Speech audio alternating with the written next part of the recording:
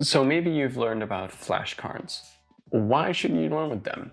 That's what we'll discuss in this video. So when I was in high school, I didn't know anything about flashcards or effective studying at all, for that matter. We used to just take notes and review them as often as we could before the test and then hope for the best. And we didn't learn much about how information actually stays in our brain. So I'm wondering, how did you get to know about flashcards and how did you get to this video at all? Let me know in the comments. When I first started using these, I went from 6s to 8s in about 2 months, and I could not believe what just happened because I didn't put much more effort in, but I was getting very different grades. But knowing what I know now and what you will know at the end of this video, it is very understandable why this happens.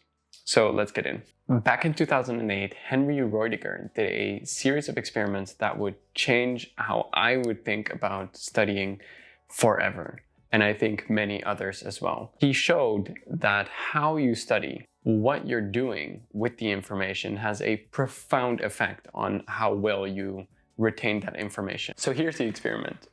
A big group of students are given a text to read that they need to remember to then later answer questions about in a test. The first group reads the text in 4 different sessions. Group number 2 reads the text in 3 sessions, and in their last session, they do what is called active recall or retrieval practice. This means that they are trying to recall from memory what they read without having the text in front of them. The students weren't allowed to see the text, and they also weren't given any feedback on their performance during this active recall. And group 2 got the test after this last session. Group 3 read the text only in 1 session and did the active recall in 3 sessions. Between the active recall sessions, they weren't allowed to see the text. So they only saw the text in the first session and repeatedly did this active recall exercise without seeing the text in between, nor getting any feedback on their performance. I want you to do a prediction.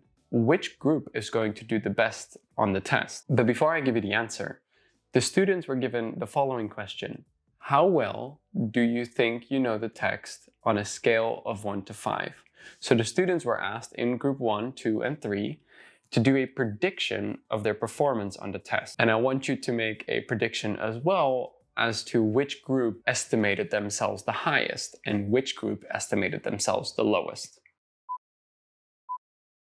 So here are the predictions, and what you see is that group 1 estimates themselves way higher than the other groups, and group 3 estimates themselves the lowest. The explanation for this is that group 3 has the most difficulty with the exercises that they have, and group 1 simply doesn't have any feedback as to how well they know the text.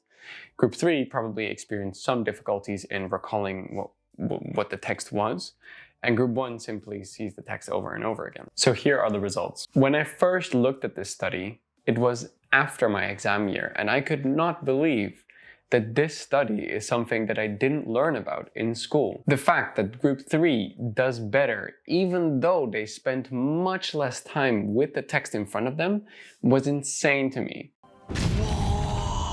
But it completely made sense from the perspective of what my grades were doing in that year. So I wonder, is this something you learned about in school? Now you might ask, why does active recall work?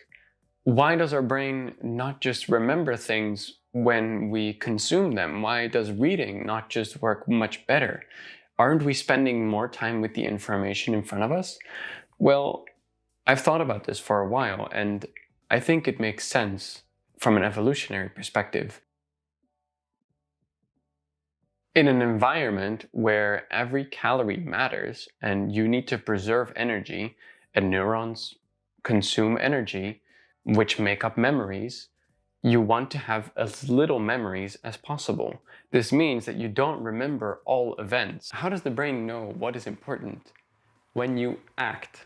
So when certain information was used or recalled in a certain situation, it was probably because that information was somehow useful for survival. Pathways that are not used become weaker and perhaps wither away. This is when you completely forget what you learned in high school. It's because you don't use the information anymore, and your body is designed to preserve energy and therefore is simply pruning those memories. When you lift a dumbbell repeatedly that is very heavy, your muscle will experience something called progressive overload. This is a signal to the body to grow new muscle tissue. And I think much the same happens in memory. Active learning strategies where the memory is actually used during learning and it's not simply consuming information or summarizing it or reviewing it. You're actually using the brain to get the information out, so to say. That is what strengthens the memory. So what do these flashcards have to do with all of this? Well, when you have a flashcard in front of you and you're trying to ask yourself, what is on the back? You're using memory and you're trying to recall that piece of information to then answer what is on the back of the flashcard. The flashcard is your dumbbell. The flashcard is your training device. It is a tool that puts you in a state of recall, and that's why it's so useful. And it's also fun to just have like these physical things in your hand. You could also use Anki, you could also use the book and do the practice questions. You could also do practice exams. So let me know in the comments, how did you get to know about flashcards and what are you going to use them for? If you thought this video was helpful, then like and subscribe, and I'll see you in the next video. Ciao.